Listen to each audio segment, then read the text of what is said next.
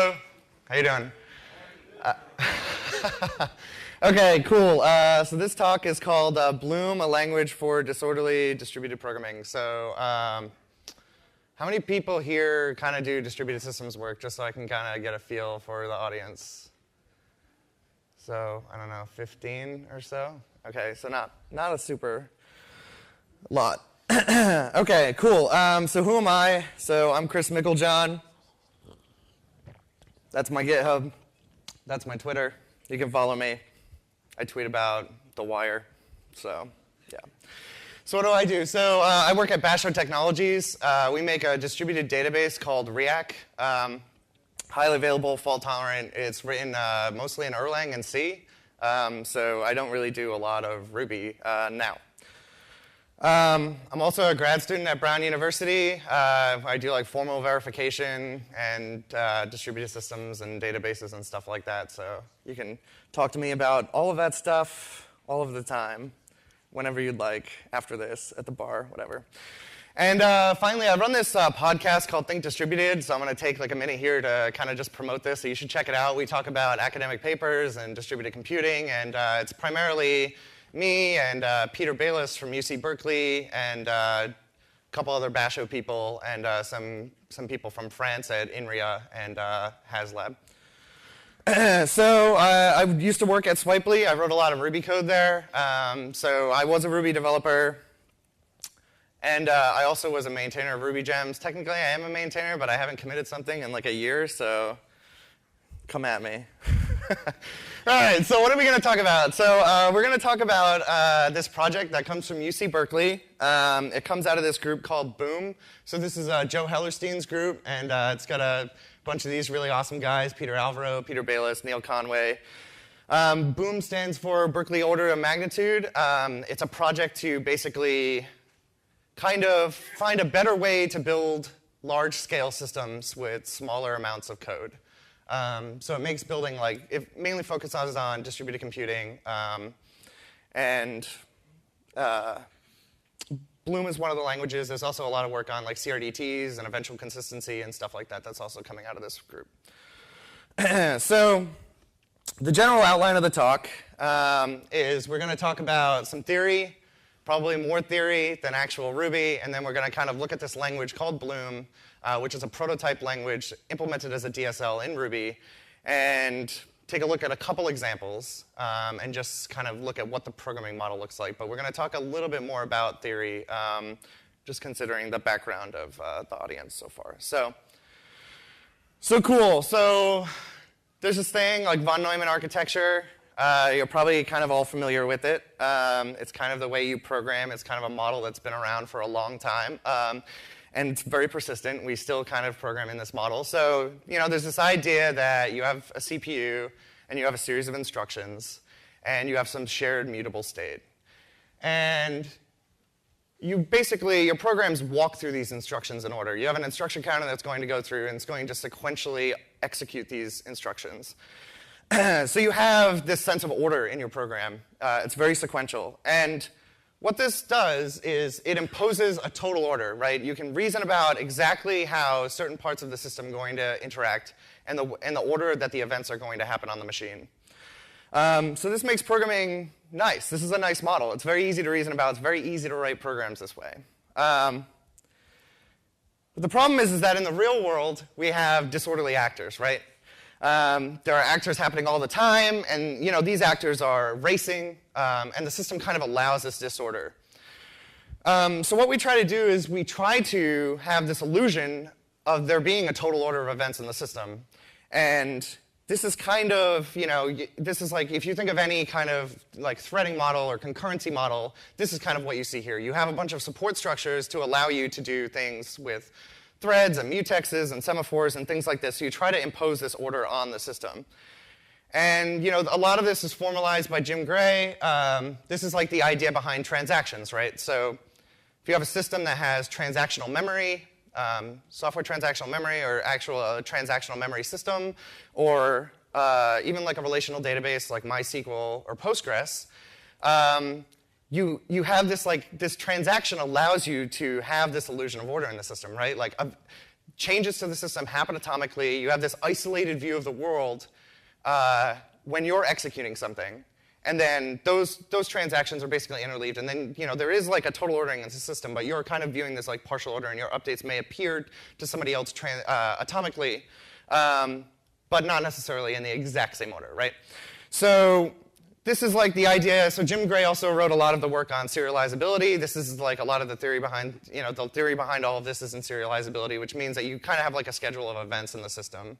But that schedule is not, it's a sequential order of events for the partial order of events that you've seen up until a point, but it's not this like kind of total order, which we'll talk about, which is a stricter form of serializability called linearizability. So this is tricky to scale, right? To coordinate these transactions, you have to coordinate them across all of the actors, right? So this is a difficult thing to scale, and this is why you see problems with like scaling relational databases, right? You don't just kind of shard your data all across the world, right? Like you replicate changes, and you replicate those changes atomically, or you don't have to if you're using an eventual consistency system like React. So what do we kind of mean by scaling, right? So scaling is this idea of, it's really straightforward. This is just like, the slide's in here just to be in there. It's taking this computation that you're running or some data set, and it's kind of spreading it across multiple machines. So we'll talk about the CAP theorem. Everybody probably knows that. How many people here know the CAP theorem? Okay, good amount, right? Good. Okay. So this is the idea of the CAP theorem. So the CAP theorem was formalized by Eric Brewer. So lots of talk about UC Berkeley today. So Eric Brewer also at UC Berkeley. He founded Inktomi. So he was building a relational database. He was building a search service, Inktomi, and was trying to scale this relational database, and kind of came up with this conjecture called the CAP conjecture, which was later proven by Nancy Lynch and some people at MIT. It comes down to this idea about consistency, availability, and partition tolerance. So the conjecture said that in any given system, you only can have two of these properties. And it's not really like an on and off switch. It's really kind of scales. This is like a spectrum of each of these three axioms here. So there's this idea that you have consistency in the system, and you have availability in the system, but you also want the system to be tolerant to partitions. And the conjecture says you can kind of only have two of these things, right? So if you want the system to have strong consistency, you want this like complete total order across the system, then you can't be available when there's partitions, because some machines will be unavailable, right? And partition is not defined as just a system being unavailable to other nodes or unable to communicate with other nodes. The partition is also defined as a machine temporarily being down. You can imagine that. A machine that never responds to messages because, there's infinite network delays, or the machine is permanently down. You've actually physically powered off the machine. All of those things can be thought of as a partition. And there's a very good article by Coda Hale where he kind of talks about how even if you want a system to work, you really kind of can't sacrifice partition tolerance to some degree, or the system will be completely unavailable. So this idea of like the CAP theorem, this is like an important negative result in computing, right? And the way this was actually proven by Nancy Lynch when the actual theorem was proven and taken from Eric Brewer's original CAP conjecture says that there's this idea of linearizability, and we cannot guarantee linearizability in this network. So cool. So there's some theory. There's some more theory coming. Hopefully it's not too boring. So, distributed computing. So Berkeley, this is like the Berkeley tagline. So distributed computing is like the new normal, right? So you're probably building a distributed system and you don't realize it. We can talk all day about this and debate what it really means, but you can think of even web requests or API calls within your system between like a web server and maybe some backend API. All of these things can be thought of as distributed computing, right? And in distributed computing, order is very difficult to impose, right? This idea that we can guarantee that these events will execute across a series of nodes at the same time, this is really hard to impose. So what are two of the strategies for doing this, right? So we have synchronization of clocks, and we have coordination. So if you're familiar with Google Spanner, Google Spanner uses both of these mechanisms. So synchronization of clocks is really hard too, and it's really expensive. And Google dropped a bunch of money and put like a $7,000 atomic clock with a GPS transceiver in all of their servers. You can take that approach. They still handle clock skew with Paxos, so that's interesting. But so synchronization is one mechanism. Coordination is the more familiar mechanism that we usually think about. So some familiar coordination kind of protocols: 2-phase commit, 3-phase commit. Paxos, probably one of the more famous ones, and then Raft, which is kind of a simplified version of Paxos, a more understandable version of Paxos, which is a newer thing that came out of Stanford University late last year, early this year. So, and the idea with these coordination mechanisms is that you wait, right? It says, like, you wait until a bunch of people are going to agree on a value before proceeding. So you're bound by the slowest actor in that list. You have to make all sorts of trade-offs about, if you're going to write to a quorum or not, you're going to write to all the nodes or not. So there are a lot of trade-offs in coordination as well. And it's really expensive. Some of these coordination protocols have multiple trips. Even though it's 2-phase commit, it's not just 2 phases, right? There's a proposal phase and then a commit phase. But there's all sorts of other problems that happen with like partial writes and things like this and rollback. So it's not just it's not just as simple as it sounds. 2-phase commit is actually complicated. And we have all sorts of problems in the network. We have the FLP result. So the FLP is another negative result in distributed computing. This is the names of the 3 authors of the paper, so Lynch, Patterson, and Fisher. And I think Fisher. And what the FLP result says that if you have a network that's purely asynchronous, without timeouts, so you don't use timeouts, consensus is basically impossible, And the reason for this is because you can't determine if a node has gone down or the node is just being slow in responding. This is a very important result. We get to kind of gloss over some of those details because we don't have a purely asynchronous network. We have timeouts. We have some guarantees that TCP provides because most people are using TCP for this kind of stuff. So, this is kind of some of the ideas behind like Zookeeper and Zookeeper, the protocol that backs Zookeeper Atomic Broadcast from Yahoo, and things like that. So we get to gloss around it a little bit, but still these things are very difficult. And some of the problems that you can have are delays, whether a node, how do you know if a node's down? How do you know if a node is slow in responding? How do you time out this properly? How do you coordinate this idea of partial writes? So you have partitions, where nodes become available for whole periods of times. Partial writes, arguably one of the harder problems. How do you know when you send a machine a value to say update something and the node responds, but you lose the acknowledgement, or the node crashes? How do you know if the update's been applied or not? So these are very difficult things. And some of the ways that we've attempted to solve this previously is using inverse methods, right? So every time you write a method to apply some update, you also write a method to undo that update, right? So you have this ability to reverse your operations. To handle this idea of like messages coming in from the network out of order, we leverage commutative operations, right? So that the operation doesn't matter about message ordering. You end up with the correct value no matter what. So there's this kind of thing called ACID 2.0. I forget who's credited with the original author. And you're all familiar with like ACID in relational databases, right? Probably. It's a pretty common concept. So there's this idea of ACID 2.0. The D actually doesn't mean anything. It's just a clever way to, I don't know, make an acronym that's really trendy.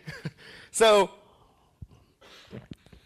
ACID 2.0 is kind of this like design maxim for building distributed systems that are easy to reason about how things will happen when events come out of order or batch differently. And the core of this is this idea of having operations in your system that are associative, commutative, and idempotent, right? So in case you forget this, in case you haven't taken discrete mathematics in a long time, or you never took it, we'll walk through what these things mean. So associativity, right? So imagine this dot as just a binary operator. We have this idea of associativity. No matter how we batch the events, so if you imagine each of these are events in the system, no matter how we batch these events, we're going to end up with the same result. we're going to walk through an example of something that is associative, commutative, and idempotent to make it a little bit easier to understand, but we'll do the high level first. You have commutativity, so it's insensitive to this kind of reordering of messages. And then idempotence, which says it doesn't matter if we get the same message multiple times, we're still going to end up with the correct result. So this should be familiar. So I don't know everybody's math background, but if you do a lot of work in distributed computing, or you did work in discrete math or anything like that, this should be familiar because, and this is where the heavy math comes in. It's not really heavy, but it might be heavy if you haven't done it in a while, is this idea of bounded joined semilattices. So what is a bounded joined semilattice? So it's basically a partially ordered set. And we're going to see, I have a graphic to make this easier to understand. So it's a partially ordered set. And you have this kind of merge function that computes a least upper bound on that set. And this least upper bound is associative, commutative, and idempotent by nature. And with these semilattices, objects are going to grow over time. So they're going to monotonically increase in size. And as events come in and we go to merge that, as we move upwards in the lattice, we compute this least upper bound to get the values. So the bounded joined semilattice has two properties, the properties that are important here. So it's monotonic, so it's growing over time, always growing. It's accumulating information. And it's confluent. So no matter how the events come in or anything, we're going to come to the same value. So as a systems property, as a property that you want in a distributed system, in a program that you want to reason about, convergent is kind of how you want to think about this. And this is like kind of, there's some ideas about eventual consistency here as well. But we want a system that no matter what happens to it, whether messages are delayed, come in out of order, come in different batches, whether they're duplicated, we want the system to arrive at the correct value of the computation. And what we can do is we can take these semilattices and we can have monotonic functions map between those two semilattices. So we'll take a look at a few different semilattices and we'll see how we can have a function to convert one semilattice to another semilattice. And you can imagine that this is a nice ability to compose these lattices and build computations this way. Okay, so we'll kind of look at a couple semilattices. So here is the set lattice. So the merge function is union. So you imagine you have a set. Here's a bunch of events. You basically traverse the edges to determine how those events might be delivered to the system. And then we apply this least upper bound function. So the merge function for a set is a union. So a union of a set is always associative, commutative, and idempotent, right? It's always like if you get the same item and you continuously union it in, the set doesn't change. Once the item's already been added, it's associative and commutative. It doesn't matter the order or the batches that these events are coming in. The union is always going to produce the correct value. Another one is the integer lattice, the increasing integer lattice over natural numbers. So natural numbers, 0 and greater. The merge function, max. So the max function also has this property, right? Once you observe the value 7, if I see 3, 5, it doesn't matter, right? It's always going to say it's 7. So this function, max, is also monotonically increasing. And you can imagine that you also could do the inverse of this, right? So we could have a decreasing lattice, and the merge function would be min, right? So we start with infinity as the bottom value, and we increasingly apply the lower number through this merge function. And the Boolean lattice is another one. So the Boolean lattice here, your merge function is OR. So another function that is associative, commutative, and idempotent, and we continuously increase and move towards the correct value. And then we have this idea that we can take these lattices and map between them using monotone functions. So here's kind of the definition of monotone. If x is less than or equal to y, when the function is applied to x and y, you preserve that kind of ordering. So this function is continuously moving in one direction. The function's not going to look like this if we plot it on a graph. And we can have, we can apply a operation to map one lattice into the other, right? So we could say that we want, count of elements in an always increasing set is monotonic. So we could map the count of the items in the set to a growing integer lattice. And then we could say, we could have a Boolean lattice that's derived from the integer lattice to say whether the value is greater than 100. So that's another lattice that's going to start at false. And as soon as the set reaches a certain size, the count reaches a certain size, that moves to true and stays at true, right? Because that merge function on the set preserves those properties. So I'm glossing over an interesting piece of information here that's like, well, how do I go about removing items from the set, right? So this is, yeah, things get a little bit more complicated when you have to do things like that because that requires coordination. So some of this stuff is what Bloom's based on. We're going to kind of talk at how we tie all this together. This idea of using lattices in distributed computing, not new. It's been being actively worked at by a bunch of people. There's a paper in Popple this year about a programming language where all of the data types are modeled. It's not a distributed language. It's a language for concurrency locally, where all of the data types preserve these properties. The more famous example of this being used in practice is from Mark Shapiro's group at INRIA with Carlos Becerra and Marek Zaworski. On CRDTs. So does anybody here know CRDTs? Wow, okay. Cool, let's go through an example. So CRDTs basically says, well, why can't we create data types that look like this, right? That preserve these properties. So wherever we send the data in the network, we can make these guarantees that will eventually converge to the correct value once all of the events are observed in the system. So I'm going to talk about one of the more complicated CRDTs in this paper. But there's two types. There's convergent and commutative. So we have ones where we ship the state around, and the state eventually converges to the correct value. And then we have ones that are operation-based, where we ship the operations around, and those operations all commute, so it doesn't matter the ordering. So there's a set that grows only, and the way the grow only set works is tracks every actor who makes that set grow, and then we can basically run a max operation over all those actors. The merge function computes max. And then we have like a add remove. So that's a grow only set. So how do we model removals? How do we model decrements? So to model a decrement, you have two sets, right? You have a set that's tracking additions and a set that's tracking removals.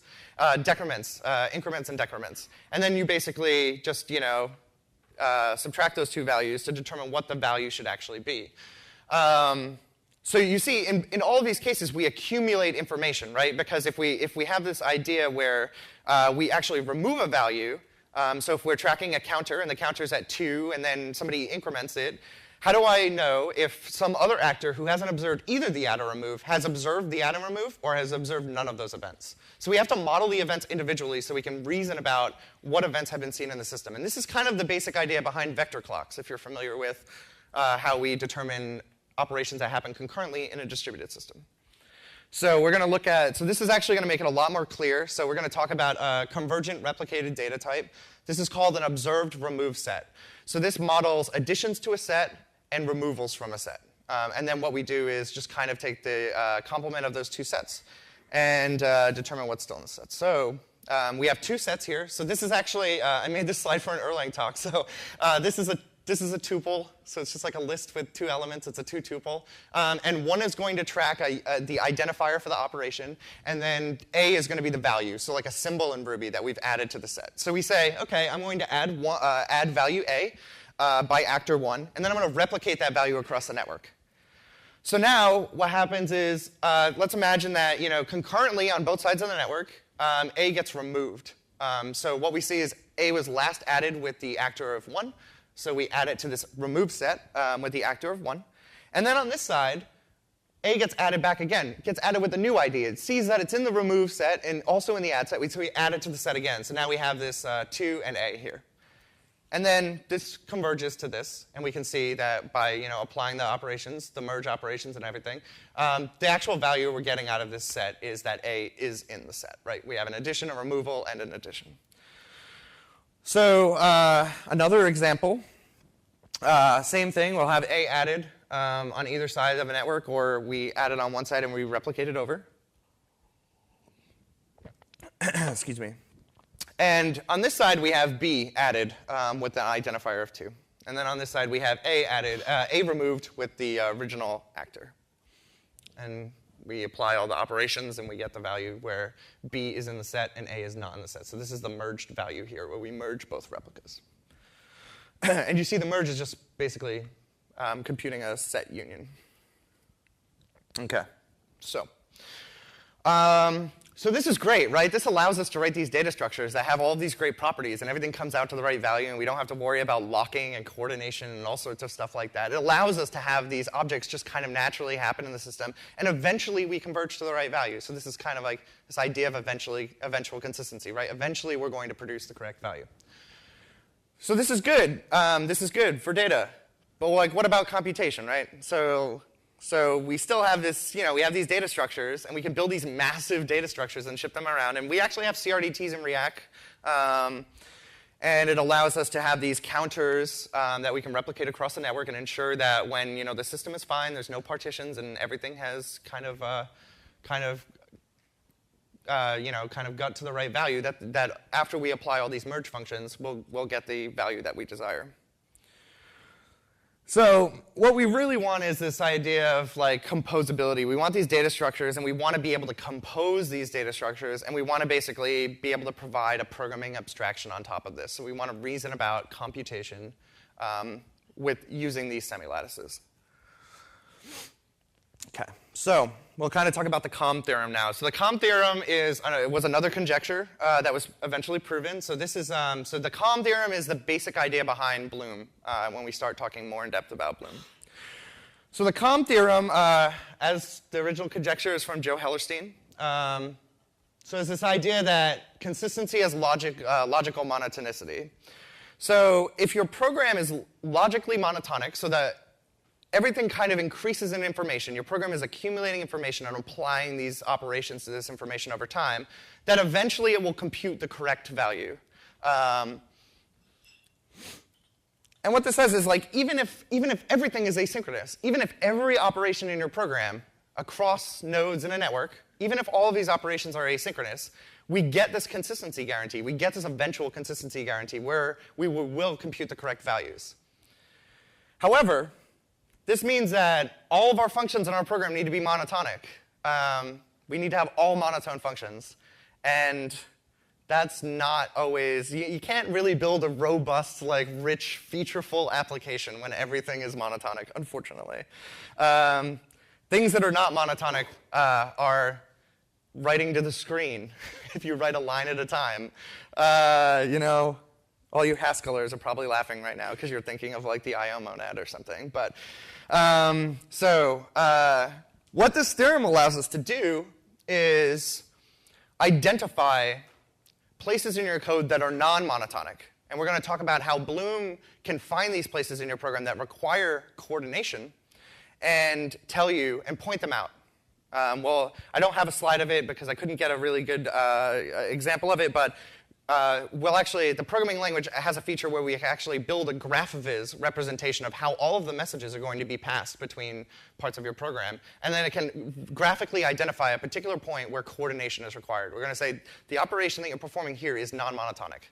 And because of this, you may want to insert coordination here. You may want to turn your zookeeper on here. Or maybe you want to do everything over an eventual, maybe you want to do everything in Redis, a sharded Redis or something, or React.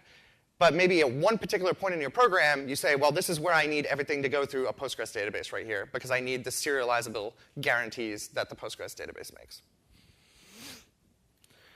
So, kind of the general idea here, the heart of this programming language is this concept of disorderly programming. And what we mean by that is that we want a programming language where we declare a bunch of statements about how information should be derived and transformed in the system, and we want that to be order independent. And we want the system to basically be able to just do this computation. And where we do need ordering dependencies, we make that explicit in the program. So rather, you can think of this as a different programming model. Rather than writing these programs where you're explicit about the order that operation should be run in, you define kind of like relationships between the data, and then it will figure out how to do that computation through like stratification and things like that. And this should be familiar if any of you have ever done like datalog or prolog or something like that. So the prototype language that the rest of the talk is going to be about is called Bloom. And let's get right into it, I guess. So we're about halfway through. It's pretty good for time. So Bloom. So Bloom is based in a logic. So there's actually like a formal semantics, actual like temporal logic behind the way this programming language works. It's called Daedalus. There's a really awesome paper by Peter Alvaro, who's doing part of this work as his PhD thesis about how this logic works. So it's kind of like an extension to Datalog, very similar to Datalog. It has this idea of negation of facts, and it's a temporal logic. So there's this implicit notion of time associated with all the facts. So has anybody here done logic programming or Datalog or Prolog or anything like that?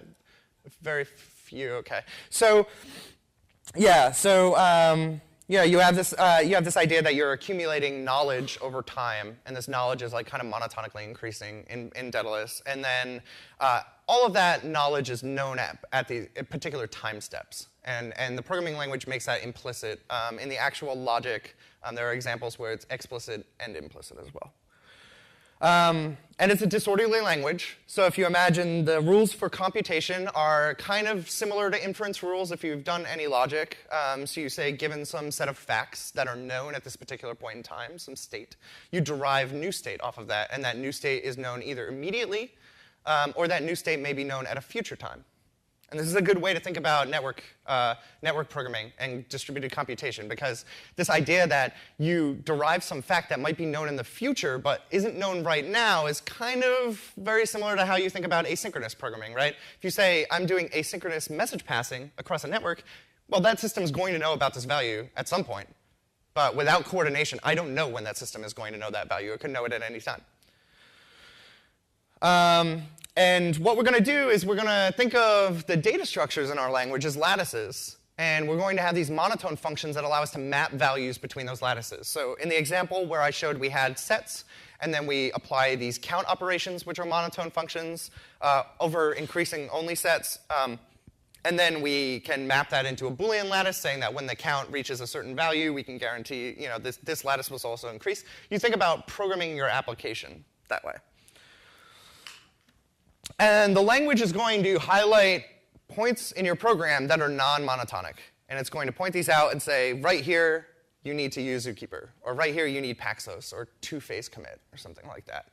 And this is where you apply coordination. So it's different than the model where some people have Zookeeper, and I'll use Zookeeper for every operation, right? Every operation I'll go through this leader election, or I'll find out who the current leader is, and I'll coordinate some requests across a bunch of nodes. That's really slow. There are many, many round trips in that. Don't do that if you don't have to. This whole idea of these CRDTs, if you read some of the original work on them, they highlight this very important thing, right? Paxos is really expensive. Paxos is incredibly hard to implement. This is the idea behind Raft. There's like 3 Paxos implementations. One of them is formally proven. Lamport's got a proof of it in TLA. Everybody else has trouble implementing this. It's really hard. And it doesn't help that the original paper was about a mythical island called Paxos, where they have a part-time parliament. These metaphors, they're difficult. They're difficult to do, especially when you're reading a paper that was written in 80 something. So let's talk about the operational model of the language before we look at the code, so we can kind of understand what the operational model feels like. So you imagine every node in the system can talk to, doesn't have to, may or may not, can talk to every other node in the system. Each node has its own logical clock, so it has its own notion of time. We do not synchronize that clock across nodes. It has local execution, so it locally executes its rules about how to do this computation. And it has a database of facts. It has its own state. There's no shared state between any of the nodes. And we have time-stepped execution. So it's going to be an event loop that's going to get some information, do some computation, and then create some new information. So we'll kind of take a visual look at what this event loop kind of looks like. So here, so it's 3 phases. So the first phase is where we have information that comes in asynchronously from the network, or from another actor on the same system, or maybe a database, or maybe standard in. So you have a bunch of facts that are derived at the start of the time step. So imagine this represents one time step. So we get this information, and then we apply our rules of computation on that information. So we apply a bunch of rules to do updates, maybe derive some new facts, maybe remove some facts, which is non-monotonic. And then we apply merge functions to all the values. So everything's merged in. Everything's merged. These are all lattice structures, and all of the values are merged. And then finally, we're going to emit a bunch of information out to the network. We're going to write out a bunch of information. Maybe we send messages to, maybe we derive things at the next time step. Maybe we send information to actors asynchronously on the network. Or maybe we write values to standard out. And then we kind of go back, and we do it all again. So you just imagine it's like an event loop that's kind of running like that. Cool. So let's look at a chat server. So first we're going to kind of talk about, this is just like a shared module between the chat server. All these examples are from the Bloom GitHub, so you can go look at all of it yourself. So the Bloom language in Ruby is called Bud. So Bloom is the language. It's been implemented in a bunch of different, Bloom is this like DSL for the programming model. It's been implemented in a bunch of languages. There's a version in Erlang called Bloomerlang. There's a version in Ruby. There's a JavaScript version that's under development right now. The Ruby version was the first prototype version that Joe Hellerstein wrote on his sabbatical. And it's called Bud, which stands for Bloom under development. So here we define some state. So channel is basically, so we have three types of state. We have a scratch, a channel, and a table. So a scratch is a table. So we have a table, which is the basic data structure, and it's just a table of keys and values. You have keys and you have values. You define what you want the keys to be. That's in this first part in the brackets, and then the arrow points to what you want the rest of the fields to be. So this is just a list. It's list structures. So we have a table, which accumulates information locally, and that state persists across time steps. We have scratch, which is a table that clears at the end of every time step. So at the beginning of every time step, scratch is empty. So you can have a bunch of scratch tables that you maybe use for computation, intermediary computation, something like that. And then we have channels. So channel is just a key value. It's just a key value table. But there's one difference, is that the first element is an IP address.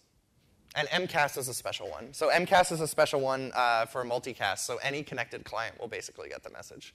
So I'll multicast it to everybody.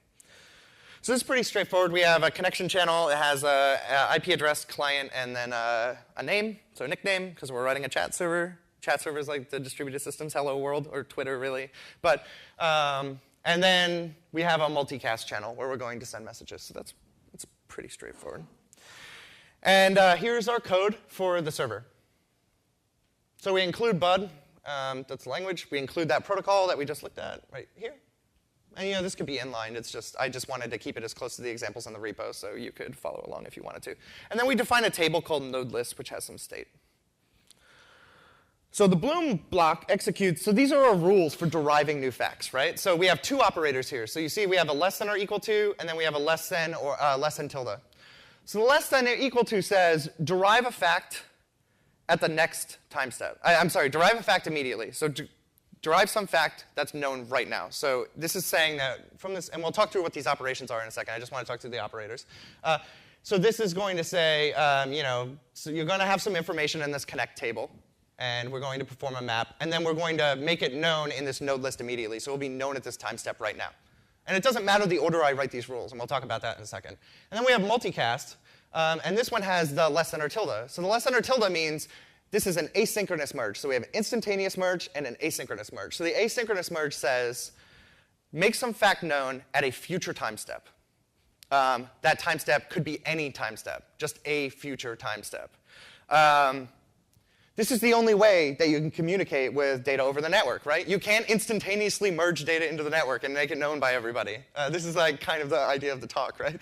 So we say asynchronously merge this. So asynchronously merge it to the multicast. So all of the connected servers or all of the connected clients will know this information at some time in the future, but we make no guarantees about what that is. And then we have map and pairs. So map and pairs are, these should be really straightforward if you've done any functional programming or Ruby or SQL, because this is like kind of SQL-ish, like select and project have a lot of these properties as well. So map is a monotone function. As the connect set grows, the output will grow. And these facts are accumulated over time. We're not deleting facts, and we'll talk about deleting facts in a second. And then this pairs operator just kind of computes the product of these two. So that's also a monotone function that's going to grow. As the inputs grow, the outputs are going to grow. So what we're doing here is we're saying, as clients are connected, we just from that table that we looked at, over here, just get this information and add it to this node list. So as people connect, we add it to a node list.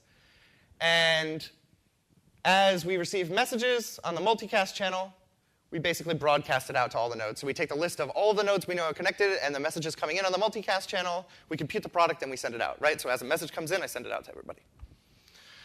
And that's asynchronously merged back into the multicast channel. So why do I not have to write this code in order, right? So, in any order? Because all of this stuff can be determined, right? So the language can determine the order that the evaluation needs to happen here. So a naive evaluation strategy would be to just compute a fixed point.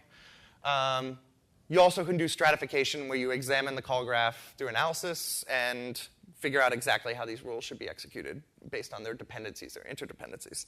So that's great, right? Those data types are monotonic. The functions are monotonic. The lattices are growing. Perfect, right? Done. End of the talk. Thank you. But no. What happens if I do something like this? So now I've modified. So this is not in the example in the repo. But let's say that this is an example that Hellerstein uses frequently. Let's say we have this disconnect channel, right? So this channel is going to track disconnects, okay? And now I do node list. So this less than or minus is delete. I'm trying to delete a fact. Well, that is definitely not monotonic, right? Think about the situation where these events come in out of order, and I disconnect a client, and then I, get a message from them. Well, yeah, sure, that's not monotonic. So the programming language is going to be able to tell you this point. It's going to point this particular thing out and say, this is a non-monotonic function here. This, you may need coordination for this, you may not. And maybe you don't, right? The language could tell you, you may need coordination here, but if you're running on like a single machine that's not communicating over the network, well, then you don't need coordination, right? If you're running single-threaded, you don't need coordination. So it's going to point out the potential parts of your program that you need to think about. Maybe there's a different way to model this computation, because it could potentially be problematic in the future. So this is non-monotonic, and it's not eventually consistent. OK, so we'll just kind of look. This is the chat client. We'll kind of look at this quickly. So here, we're just going to kind of take messages in on standard out and take messages on standard in and put them on standard out. So 2 inference rules. We're getting messages asynchronously from the standard in channel, and just kind of running this, creating a list. It's fine. And then we're getting messages on the multicast channel. I left out the pretty print method, just like colorizes the text or something. So whatever, you can just imagine that. Does some IRC-like output, and then we asynchronously merge that into the standard out channel. Okay. So let's look at a KV store. So a KeyValue store. So like Redis, if you use Redis just as key value and not use any of the other stuff, React, Memcache, anything like that, that's got a KeyValue kind of API, Berkeley DB for the people, for the old timers in the audience like me. And all right, so here's a KeyValue store. So this is the basic KeyValue store. So what we have here is we have some state. So we have a table that's going to map keys to values. And then we have a couple blocks. So we have these mutate, get, and delete block. So let's look at the get block. So get basically produces this product of messages from the get channel with the state, and then sends this KV response as a channel. So this is an outgoing channel. So KV response, KV get are both channels for input and output. So KV get models get messages coming in. And it's going to basically just see if that value exists in the state, puts it in a temporary table, so like a scratch table, and then sends that value back on the response channel. And this is known immediately. You see we're using the instantaneous merge. The mutate operation, we're going to get a value, put that value in the KV state, and then compute the product. I forget exactly what the left does, and then stores that in the KV state. And then the delete operation uses, so the delete here has this, this delete, we're removing a fact. So we're deriving these facts and then removing it from the KV state. And this uses that removal of information from the state. So this is where coordination would be required. If you want everybody to know about this value being removed immediately, you need to apply coordination. Here's replicated. You're not supposed to read this. So here's the replicated KeyValue Store. So this is a KeyValue Store that as inputs come in, it will replicate it to all of the nodes in a node list. And then we'll accumulate that state across the network and then send those back. So this is not a lot of code at all to make this work. There's also a version of vector clocks that I think I should have put that slide in here too. There's a version of vector clocks that's about 100 lines of code or something. And the rules, so these inference rules that allow us to derive state between things, are almost a one-for-one with the Wikipedia page for how a vector clock should work. So this is really nice because it allows us to think about, when you think about how I implement a vector clock, okay, there's a new event, I have to update the counter. Or I've received some event, I need to increment the counter, right? This is really nice. This allows us to kind of reason about systems very easily. And the syntax takes a little bit to get used to. I've had to leave out the state declarations in a lot of these examples, like this KVS protocol models, these KV state, KV put channels, this KV response channel. I've had to leave a lot of that out just because to get it on, to make sure it's readable on the slide. But it's all in the example and it's very straightforward.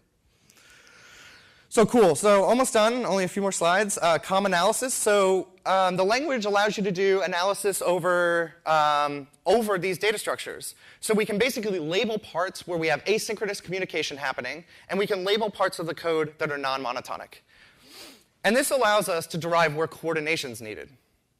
And what's really, really nice about this is we can determine, the language can determine what type of coordination is needed. So it can analyze whether you're communicating with multiple parties because you're doing it over a multicast channel, or maybe you're only communicating with one party. And it can say, I need to use Paxos here because I'm communicating with a lot of people, or I can use two-phase commit. Or maybe I don't even need something like that. Maybe I just need a TCP channel between these two parties. So it can determine that. And there's work going into the language to have it so you can automatically say which coordination service you need. So you can just plug Zookeeper in.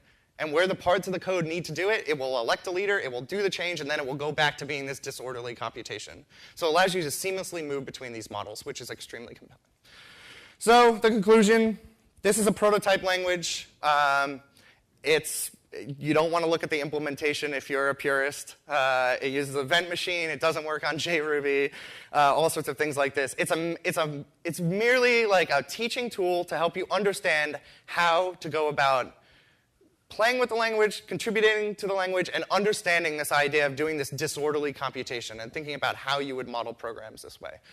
So I encourage you to kind of go look at these links. So there's the Bloom-Lang bud is the language specification. You can install it via Ruby gems with gem install bud. It's all there. You can play around with it, look at the language, contribute to it. It's pretty actively developed by Neil Conway and Peter Alvaro. And then Bud Sandbox has about 20 or so applications. They have Paxos implemented in this. They have a chat server. They have a KeyValue Store that's replicated. They have a graph traversal algorithm. They have like a shortest path algorithm implemented, all sorts of stuff like that. So that's it. Hopefully you enjoyed it. Thank you very much.